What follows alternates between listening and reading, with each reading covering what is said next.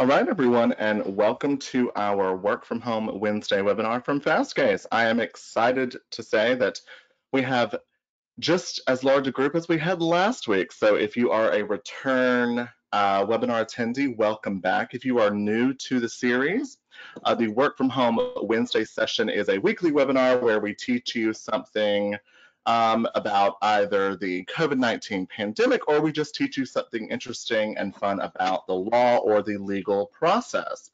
So today, and before I get ahead of myself with introductions, my name is Ken. I am your West Coast reference attorney. I am that friendly voice and or virtual presence on the other side of your chats or calls when you need research assistance. Before we start with the substance of our session, which today I'm excited to say we're going to be talking about the legal publishing process with a very special guest, Morgan, one of my favorite people on the planet, who is our publisher from our in-house publication center entity, Full Court Press. But before we turn it over to Morgan to talk about all the exciting things she has to discuss, we have to cover housekeeping. So while I do, as always, promise that you will learn a lot in this session, it is not approved for CLE credit. So it will be informative. I will not be able to grant you that credit. If you do need up to 4 hours of free CLE credit, you can acquire those in 1-hour sessions available for you at fastcase.com/webinars, fastcase.com/webinars. Otherwise, I am going to turn it over to Miss Morgan Wright to start her presentation talking about Full Court Press and talking about the legal publication process generally. So Miss Morgan, the floor is yours. Thank you, Ken. So just a little introduction about myself. I started at FastCase a little over 5 years ago now. I was formerly doing the job that Ken and Aaron do, picking up the phones, working with the attorneys calling in, looking for reference help. Before that, I went to the University of Richmond School of Law, and in undergrad, I also studied journalism and did a bit of editing work and things like that. So a few years ago, we had a new COO join, Steve Eric, who is very familiar with the publishing process. And a lot of what he was helping us build out when he joined the team was focusing on building our own publishing warehouse, our own publishing process.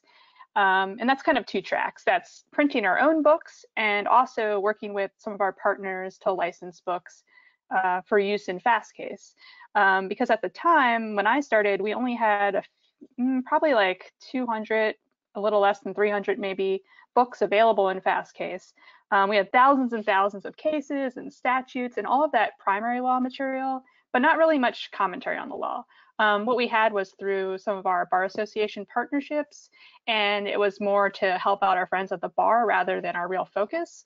But we started hearing a lot from some of our customers and folks we wanted to work with that they were really, really looking for more of that secondary content, more of that expert commentary on the law, and having that all in one place with the rest of their FastCase legal research and not having to go to 10 different sources to find what they were looking for. So we set out with the goal to build out our selection of books across the board, working with other publishers, and then, as I said, starting our own publishing imprint, which is called Full Court Press, as Ken mentioned. Since that time, we have now about 800 books available for searching and purchasing within FastCase Legal Research. And we also now have our own collection of books that we've been putting out the last few years.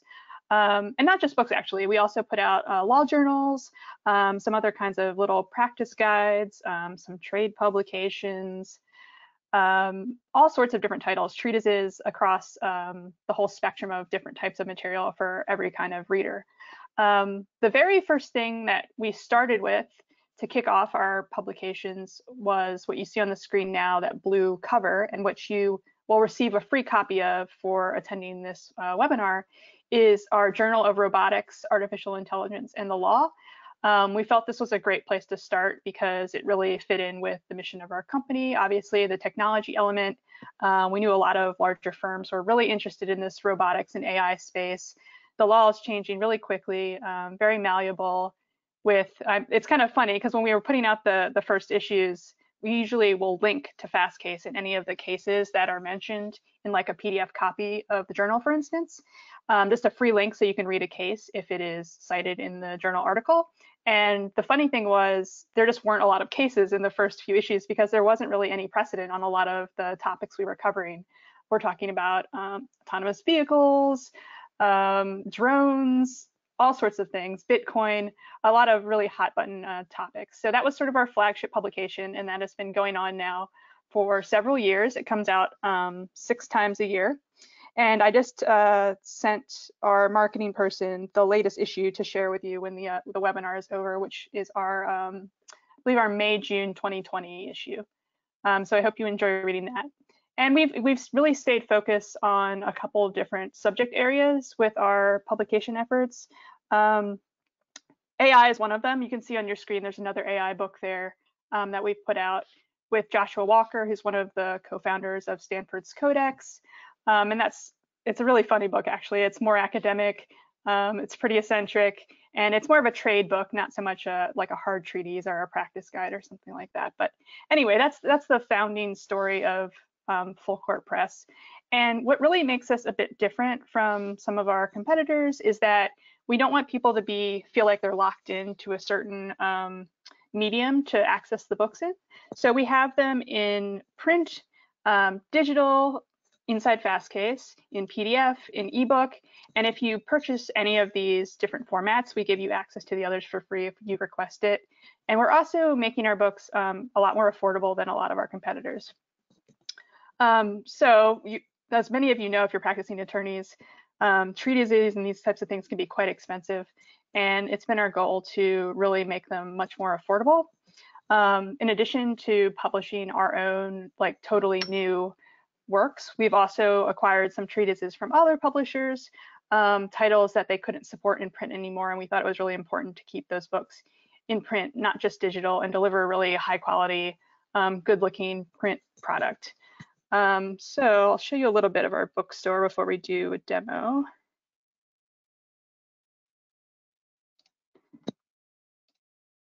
So this is our FastCase bookstore that's independent of fastcase.com.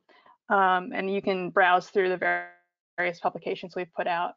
And the key of this is that, like I said, we have everything in different formats and a lot more affordable. And we've been building it out for a number of years. So before I show you how the books look in FastCase, how you can search them, how you can purchase them, I did want to talk a little bit about how the typical publication process works, because I think some of you might be interested in that from the back end side of things. Now, my experience before this was a little bit in magazines and newspapers and things like that. So I know how we do things, and I'll explain how we do things. I suspect it's quite different than the way some of our competitors do things. But like I said, it's a small operation. Something that I really wanted to foster with our authors is just the way we do things at FastCase in general is a really personal approach. Like when you call into FastCase, you know you'll be talking to Ken and Aaron, like a real person who knows who you are if you call back, who's really there to support you for as long as you need. And I wanted our author relationships to kind of work in that same way.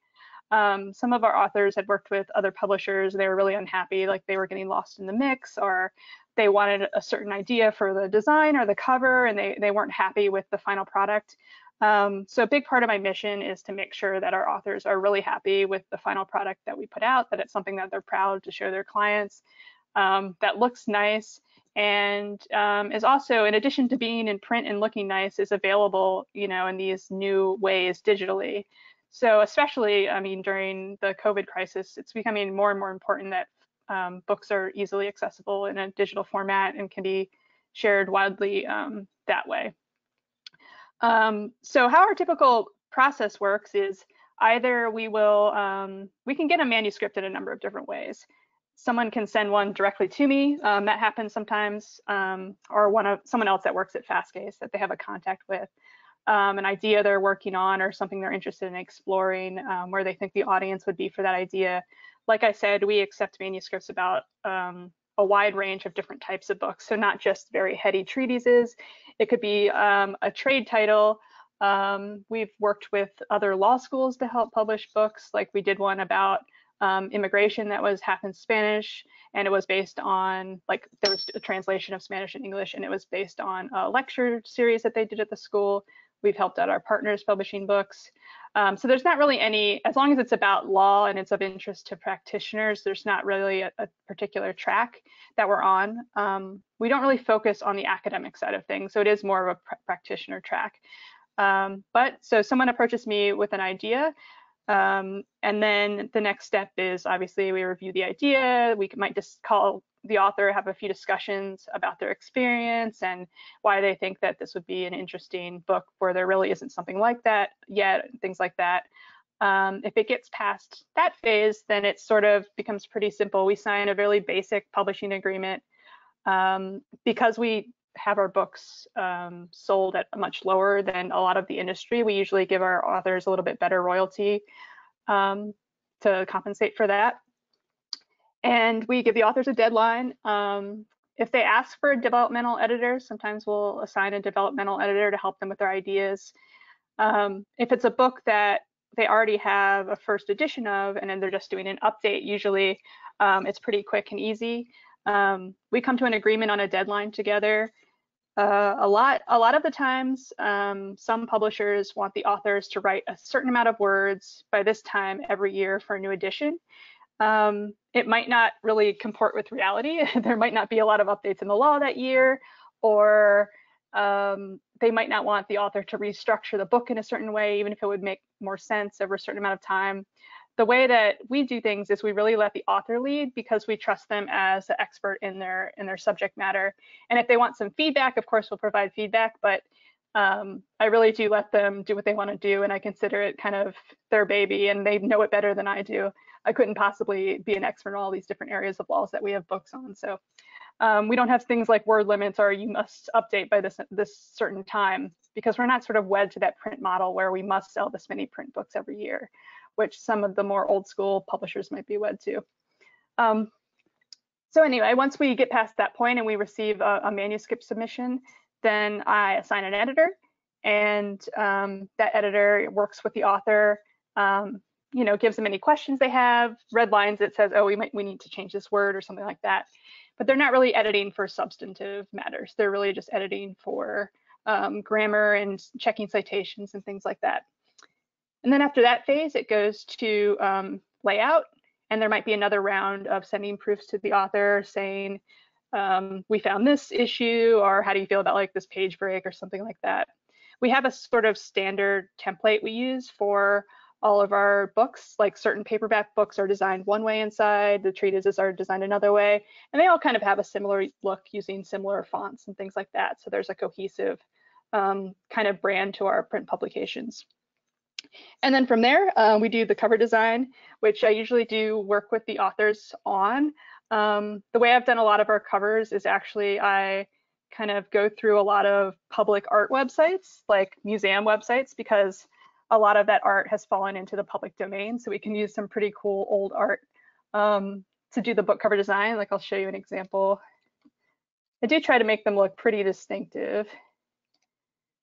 Sometimes we will have the art be actually like commissioned, like someone that knows the author will want to do the art. So here's an example of a book cover that we did. This is actually sort of a sketch of an opera design from Paris that fell out into public domain. So we do things like that to really make our books look really different. This one's on visual litigation, obviously, some eyes there. We usually write a little blurb about the art that we use on the cover and a little bit of the history of the artist and things like that, and maybe something else that's relevant to the subject matter. And then one more that I did was, this book is about California real estate, and I actually found this postcard in the Loyola University Library, which is where the professor taught at, and it is a house that Charlie Chaplin formerly rented. So there's this kind of strange things like that that we like to use for our book covers, make them look a little different. For our treatises, they're pretty standard. Our treatises are hardbound like this. You can't really tell, but this is sort of cloth. Look really regal. We try to have like a nice modern look. This is kind of based on that sort of 20s Bauhaus kind of look. I went through with our CEO a lot of designs of old law books to see what we liked. And we actually based a lot of our design on some old tax books that were just like sitting in our office. So it's funny where you draw inspiration from. So that's basically the publication process. Once we get it printed, we load it into FastCase, the legal research system. We have the folks that do the conversion for all of our cases and statutes and things like that. They can also convert PDFs of books into XML that we then load into the FastCase legal research system so that it can be searched alongside everything else. So that brings us to a quick little demo of how FastCase works. So many of you might be familiar with FastCase. The cool thing about having our books in FastCase is it means that you can search a book alongside searching primary law research materials. And we also let you to search a book without having to pay anything. The searching is totally free, and you'll see blurbs, etc. And you might see a book as a suggested result, but it doesn't mean you have to pay anything. It's just showing you it's something you might be interested in. So if we click this button here and we start searching, you can see that here's all the primary law stuff and here's the secondary material. So books. It would be pretty hard to go through things this way. You might want to start searching for something that you're interested in. So let's see. Let's start typing the name of one of our books. Sorry, there's a little bit of a lag here on the program. We have all our books broken up by publisher, jurisdiction, etc., full court press, our brand. So this is one way to do it if you actually want to search a book alongside another piece of law. So for some reason, I was interested in searching this bankruptcy book with federal decisions. I could check off these things for different filters. If I wanted to search bankruptcy cases in this bankruptcy book, you can see that I have those two selected as filters. But the more common way I think that people like to look at books is as if they're looking at a physical book, which is to look through the table of contents and the chapters and things like that. So in order to do that, we actually have to go to another location. If we click this browse button, by default, when you go to this browse screen, it's going to base it on your location or wherever it thinks you are. So right now mine is set to Virginia and federal, but if I was interested in books in another state, I could pick that here. But I'm just going to go back. So on the left side of the screen, when you're in this browse mode, you can see here's all the primary law materials, the law itself, cases, constitution, court rules, that sort of thing. But the whole right side is our secondary materials.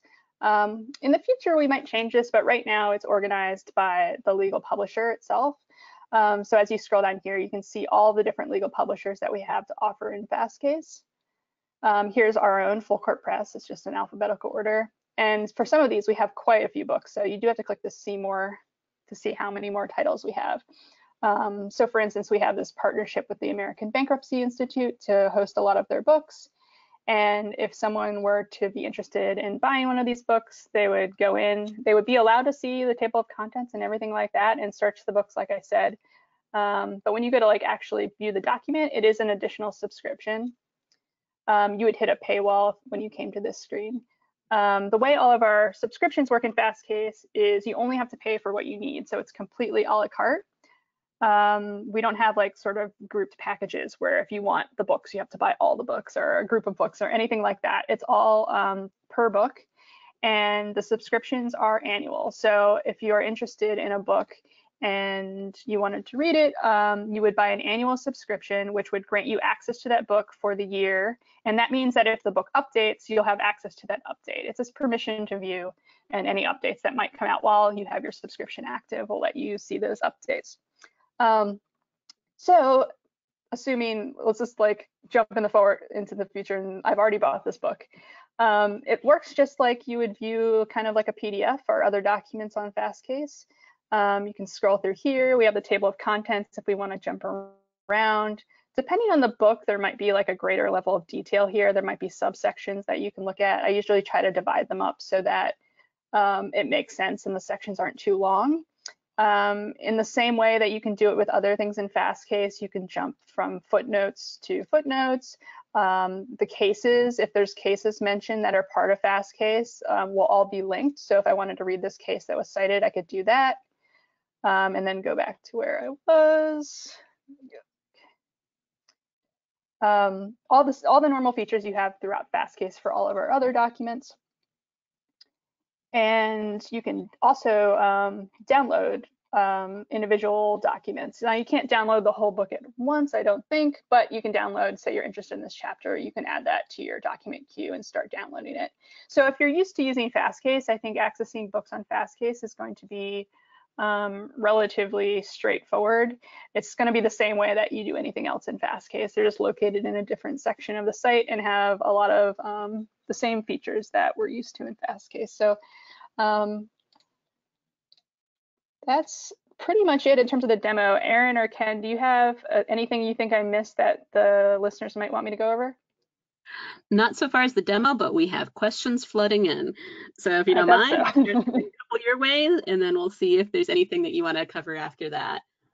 So for Sure. the first question, can you speak a little bit more to the editorial process itself? Do you solely use editors that are contracted with Full Court Press? Are they people who are completely internal to the FastCase team? Can an author bring with them an editor that they know and trust? How does that process work in greater detail? Sure. So it kind of works differently, but depending on what track we're on. So for all of our like journals and smaller books, practice guides and trade books, we use contracted editors that we work with over and over and over again. And it's really only like 2 or 3 people who I know and trust that I know have a lot of experience in legal publishing. One of our editors formerly worked at Bloomberg. The other one has like 30 years of experience designing and editing books. And usually when I find a good editor, we just keep them indefinitely on retainer and we'll just keep giving them projects forever if we like their work. So I like this way of doing things. I feel like the authors really appreciate having that one-on-one connection with the editors, and I've heard from our authors many times how much they enjoyed working with our editors. So it's definitely not like they're lost in some giant like bank of people somewhere that I'm just tapping. They really do develop like a personal connection with the couple, really the small handful of editors that we use. For the treatise side of things, it works similarly, but a little bit different because the treatises can be like 800 pages, quite large. We do use another company that we're close friends with called Westchester Publishing that does the copy editing, but we also assign a sort of managing editor for each author. Sometimes those managing editors actually are employees of FastCase that have prior publishing experience. And then sometimes they are contracted, but again, this is someone that we have a very close relationship. It's almost like they're working for us. All of our editors are at this point in our program very experienced with Full Court Press. If it's someone I like, we just have basically sent them like 10 or 15 projects back to back to back. So it's still like a small team atmosphere. It's not a huge amount of people. And even for the big treatises where we need help from a bigger like editing house to help us get it done, we still have a managing editor who works directly with the author and is sort of like their go-between to sift through some questions and sort out things to make sure that they hit their deadlines and they're only answering the kind of questions that the author really needs to use their time to answer. Perfect. Another question while you still have the demo active on your screen, can you show how you would search for a particular term in a book or on a particular section of that book?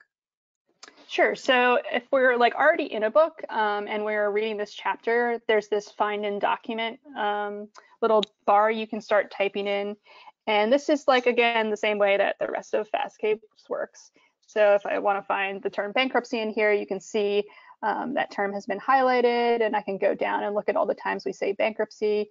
If I want to jump to the various locations, I can keep clicking this. Or if I just want to take this highlighting off, I can X out of this. And you can keep adding more and more terms as you go, and you can see it'll keep highlighting different colors as you go down the list. So that's one way to do it when you're actually already in a document. If you wanted to search like the entirety of a particular book, then you would go up here and actually select the book from these little document trees. So you do have to make sure you're on secondary and you kind of have to know what you're looking for once you're in here in order to click it off. But let's say I wanted to search this ABA book about federal criminal discovery. make sure that's my only book selected, because you can actually search multiple books at the same time or multiple sources at the same time. But if I just want to look in this one book, Federal Criminal Discovery ABA, I select that as my filter, can hit done here. Actually, don't hit done. Just start searching here. Is that filter on, Erin? Am I crazy? I haven't used FastCase 7 as much as you guys. You're not crazy. On when you, at the top of the page, see jurisdiction sources. Yes. Once you've selected a particular jurisdiction, it'll show next to the current sources at the top of the page. Yeah, so you've just selected Federal Criminal for ABA. Yeah, so it's better to do it from this first screen. But so now we have our filter set to just this one book, and then I can start typing in here if I'm interested in depositions or something like that. And then hit search, and it will just start searching through that one book. And the neat thing about this is we also have like the publisher tagged. You can jump straight to the outline of the book. Or if you click the actual title of the chapter, you can jump straight to the chapter. So I just typed in that term deposition. It's already highlighted here. I can start flicking through the terms from here, or I can go to different parts of the outline of this book and start trying to look through that way.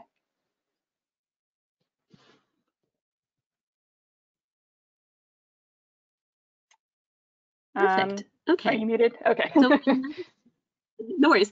So another question that we had, are only cases linked in the books, or are other types of primary law linked?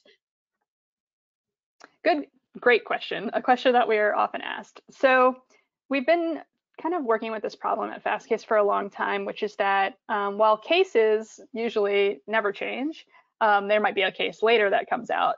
Statutes and regulations and court rules and all of these things actually update. So we've been trying for a while to figure out a good way to link to the appropriate version of a law when it is cited in a book. So if a book was published in 2010 and then someone is reading it today and it cites, 41 USC 123 or something, that law might have already changed, and we're trying to find a good way to link back. The other part of the equation is the way that we actually link to all of the cases in FastCase is based on how standard the Blue Book citation is. So for every case, we know it's like volume number, reporter, and then the page number that it starts on. With statutes, regulations, court rules, all of these sorts of things, it's actually much less standard. So it's a little bit harder to like write code about it. I think we're going to get to the point kind of soon where we can definitely point to, say, a United States Code statute section, because that's pretty standard, and at the very least point to like the most recent one. But in terms of the other couple problems, we're still kind of thinking through the best way to do it. But for the time being, yes, it's only the cases that are automatically linked. Excellent. Well, I have a follow-up question. Hello, everyone. I'm very excited by this session, by the way. I hope everyone on the line is just as excited as I am. So I would love, Morgan, to get your opinion about the latest Supreme Court case. So if no one is up to date, on April 27th, the U.S. Supreme Court published an opinion that really clarified the government edicts doctrine, which essentially says that if you are an arm of the state, you cannot copyright things like statutory annotations. And I was hoping, as a legal publisher, if we could get your opinion about that opinion generally. Well, I can tell you it makes my job a lot easier. So the other part of my job, besides doing the books, is I actually also manage all of the secondary content in FastCase that isn't a case. So things that are like statutes, regulations, court rules, the kinds of things that sort of have a structure or codification, a table of contents like this, and aren't just individual documents like cases are. So for the past 4 or 5 years that I've been managing all of our statutes and regulations, it's been a pretty much constant thorn in my side that some companies are sort of claiming copyright over like the statutes of a state, are making it very difficult for us to download things from what is like basically the official online source because of these sort of annotation and copyright claims.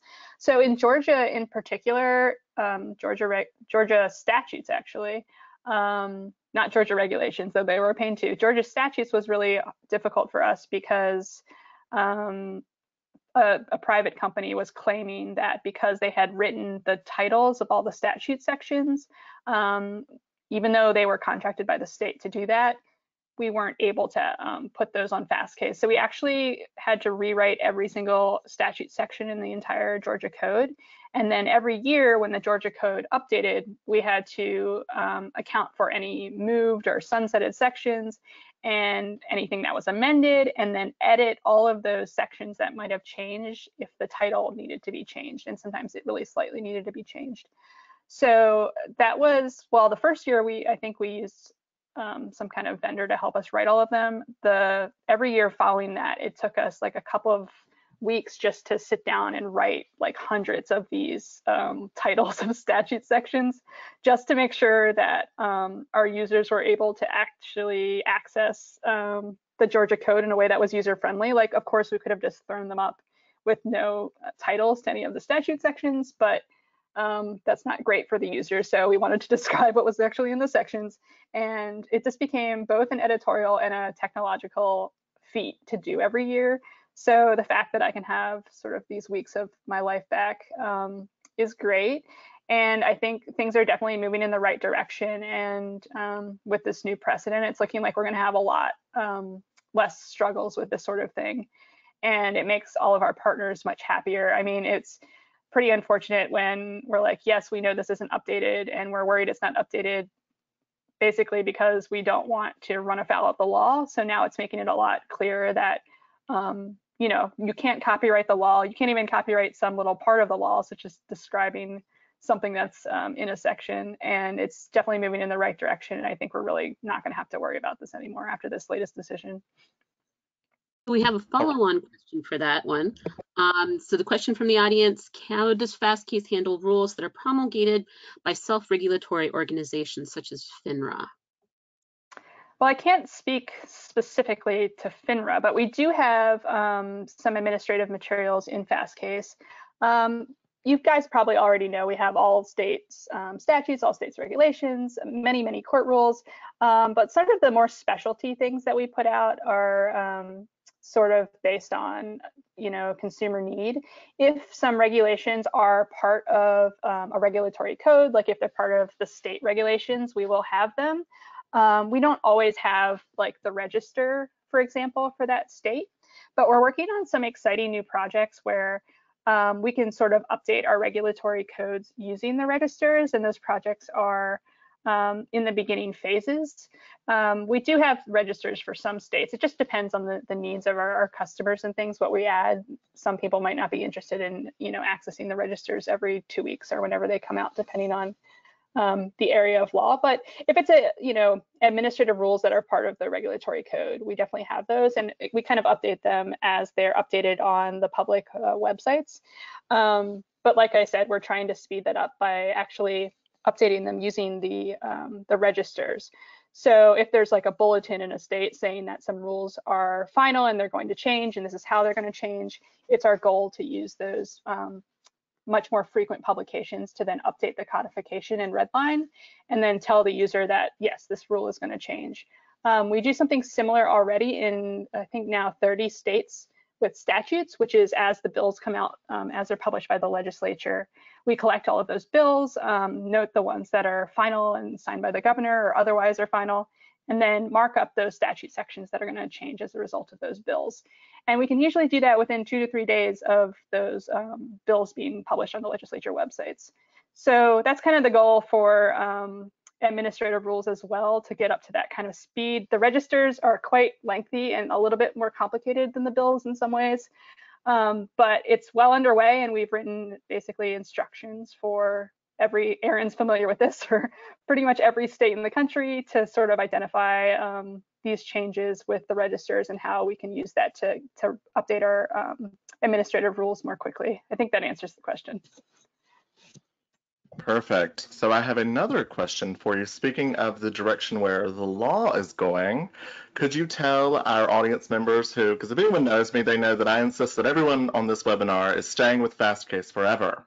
So if you could tell our attendees, where is either secondary content and or full court press heading in, let's say, the next 5 years or less?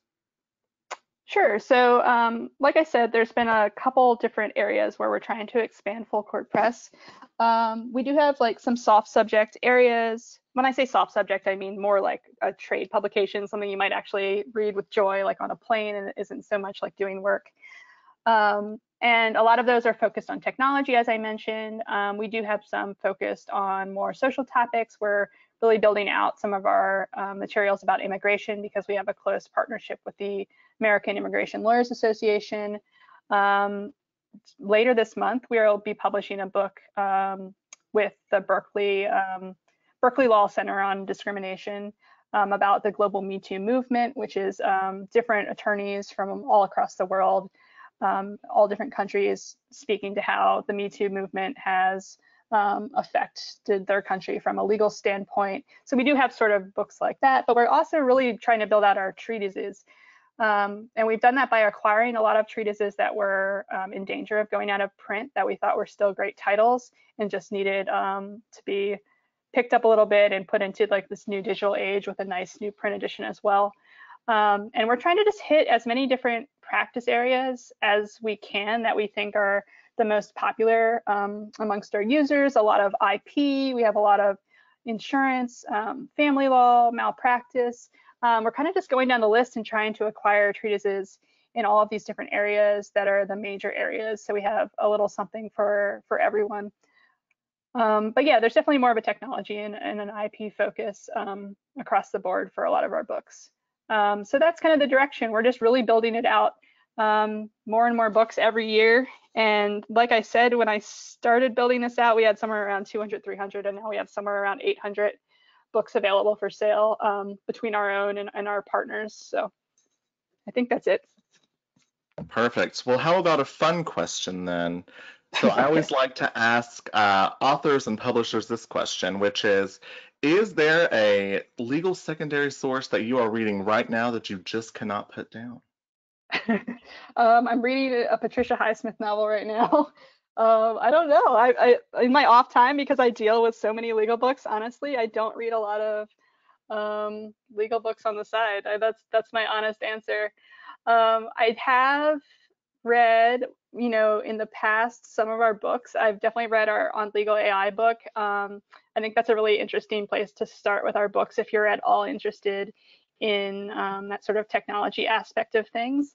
And I've read a good bit of our immigration journal. I think that's very interesting just because things are moving so quickly, and the editor-in-chief is brilliant. She runs a clinic at Penn State Law, and she's a really well-known and respected figure in the space. She's testified before Congress and things like that. And that's the diversity of topics in the Immigration Law Journal, and our partnership with AILA is just really interesting. Even if you don't know much about immigration law, I think that's a really interesting, good place to start. Perfect. Thank you for that. Fun one for you. Oh, sorry. I got a fun one for you too, Morgan, if you got a moment. And that is regarding where is Full Court Press headed next? Are there particular books that you're looking forward to in the near future or that are just coming out now? Are there particular books that are going forward in the future that you're excited about? Anything you can tell us, kind of sneak preview style? Yeah, so the biggest one, like I mentioned earlier, that's coming out soon is that Berkeley Law Association book, which should be out. We kind of had a little bit of a delay with the printer and everything that's happening with the COVID crisis, but our printer's back up and running now. So we're going to have the ebook come out first, and that'll be available on our website and on Amazon and the usual places. And then we're going to follow that up with a print book. So I'm excited to put that one out and read that one. It's really great to work with some of the folks at Berkeley Law who we haven't worked with previously. And then other than that, we have a little bit further in the future, we are working on a journal about merging litigation topics. And we also just recently, or we are going to put out as soon as it makes sense to put out, another treatise on emerging litigation, kind of strategy and how technology has introduced new topics into litigation. We always have a ton of books in the queue at any given moment, and it's hard to know which ones will be out first because it depends on a lot of variables and a lot of factors. But in the immediate future, those are basically done. We're just waiting for a good time to start announcing that they're ready for sale. So you can look for those very soon. Perfect. Well, thank you. We are right at 40 minutes, so I am going to now turn it over. Morgan, do you have any final comments about anything we've talked about or anything we haven't talked about? I don't believe I do. I'll put my contact slide back up if anyone is interested in reaching out. And I just want to thank everyone for attending. I hope it's been interesting. Like I said, I don't know if this is the way that other publishers do it, but this is how a very small independent publisher does it. If you guys have any questions about publishing, feel free to reach out.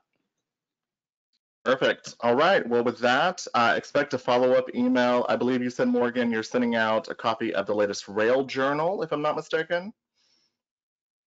Yes, so I think our marketing manager is going to send to everyone that attended. She has the list, the latest copy of our AI journal, and that'll be a PDF, so pretty easy to access, and you guys can take a look at that. Perfect. Well, otherwise, everyone, our next webinar is going to be tomorrow at 1 p.m. if you need CLE credit.